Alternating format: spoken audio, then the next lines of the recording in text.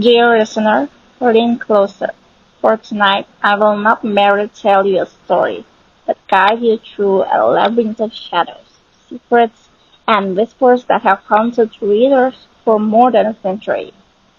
It begins with a journey, one that seems harmless enough. A young solicitor named Jonathan Harker sets off from bustling London to the remote lands of Transylvania. His mission?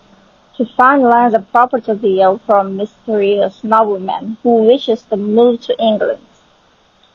Simple paperwork, respectable business, a task no different from dozens he has handled before.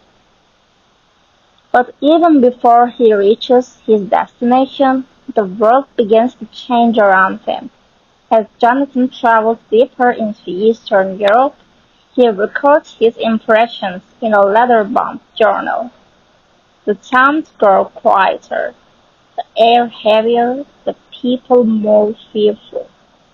The villagers cross themselves at his passing. They whisper warnings. Do not go farther. Night is dangerous. Beware the castle. They thrust crucifixes into his hands as though his life depends upon them. Jonathan, educated and practical, dismisses these superstitions with light smiles. He is a man full of reason, after all. What threat could possibly await him in the mountains? Jonathan, trapped within those stone walls, makes desperate attempts to escape. His journal shifts from cold notes to frantic confessions. He sees Dracula packing wooden boxes filled with earth-strange, sacred soil from his homelands. The Count plans to travel, to carry his unholy refugee with him. Jonathan realizes this monster is leaving Transylvania for England. In terror, Jonathan attempts a daring escape, climbing down the walls that Dracula himself had crawled. His fate remains uncertain. His journal ends abruptly.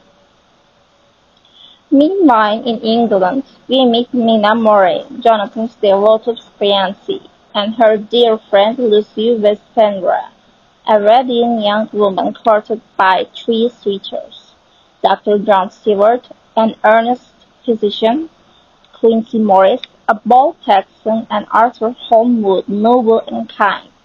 Lucy, though adored by all three, chooses Arthur.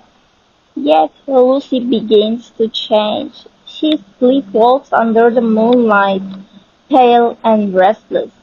Two strange marks appear on her neck, like twin pink pricks. Despite the care of Dr. Stewart, her health fades. Her lips lose their color, her vitality ebbs as though something drains her life each night. Desperate, Stewart calls upon his old mentor, Professor Abraham van Helsing, a young man of science, but also of faith and folklore. Van Helsing examines Lucy and his face hardens. He recognizes the signs. This is no ordinary illness.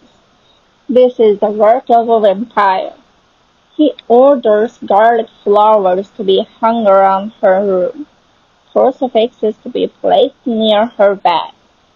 For a time, these measures work, but the enemy is cunning. When the protections are broken by ignorance, by accident, by subtle manipulation, Lucy is visited again. Her strength fades, her beats withers, and finally she dies. Her friends mourn deeply, yet whispers spread of a woman in the white luring children into the graveyard at night. The truth cannot be ignored. Van Helsing leads the grieving men, Arthur Stewart and Quincy, into Lucy's tomb. There they see her, no longer their beloved friend, but a ghastly creature with blood upon her lips. With sorrow but dissolve, they drive a stake through her heart, deliver her soul, and end her torment. Lucy is free, but the war is only beginning, for the true enemy has arrived. Count Dracula now walks the streets of London. Jonathan, miraculously alive, reunites with Mina.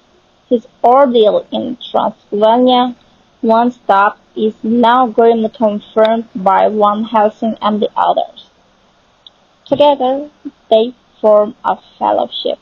Jonathan and Mina, Van Helsing, Severd, Quincy, and Arthur, all united to destroy the Count.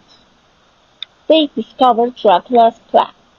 He has transported dozens of coffins filled with his native soil into England. These coffins serve as his resting places scattered across the city. The hunters track them down one by one, sanctifying the earth, polluting each refuge. The battle is relentless, dangerous, and deeply personal. Dracula, sensing their resistance, strikes back cruelly. He turns his gaze upon Mina, sinking his fangs into her neck. She becomes bound to him, marked by his curse. Now the struggle grows urgent, for if Dracula is not destroyed, Mina's soul will be lost forever. By day, Mina aids the hunters, using her strange physics connection to the Count to trace his movements. By night, she suffers his dark influence. The group's mission becomes a race against time. At last, Dracula flees England, seeking refuge in the wildlands of Transylvania. The hunters pursue him across stormy seas and frozen plains. Through ambushes and hardships, they chase his carriage toward the looming silhouette of his castle. Wolves howl, snow falls, time runs thin. In the final battle, the hunters clash with Dracula's loyal gypsy guards. Blades flash, blood is spilled. Quincy Morris is mortally wounded, yet with his last strength, he helps drive the decisive blow. Jonathan's knife pierces Dracula's heart. The Count crumbles to dust, centuries of terror ending in a breath. Mina feels the curse lift. She is free. The hunters mourn their fallen friend Quincy, but they know his sacrifice has saved not only Mina, but countless souls who might have fallen to the vampire's grasp, not only as a story of horror, but as a testament to love, loyalty, and the courage to face the darkest of evils. And so, dear listener, the tale of Count Dracula comes to an end. From Shadowed Castle to the crowded streets of London, from whispered warning to redemption, we have walked together through darkness and fear. But stories like this, they never truly die, do they? They remain with us, in the corner of the room at midnight, and the rest the love leaves when the wind grows still, and the questions we dare not ask out. If this journey kept you on the edge of your seat, if it carried you through terror, tragedy, and triumph, then stay with me. There are countless more stories waiting in the shadows. Subscribe, join the circle of curious minds, and let us wander together again into mysteries, into classics, into tales that linger long after the final words fade. Because the night is long, and there will always be another story to tell.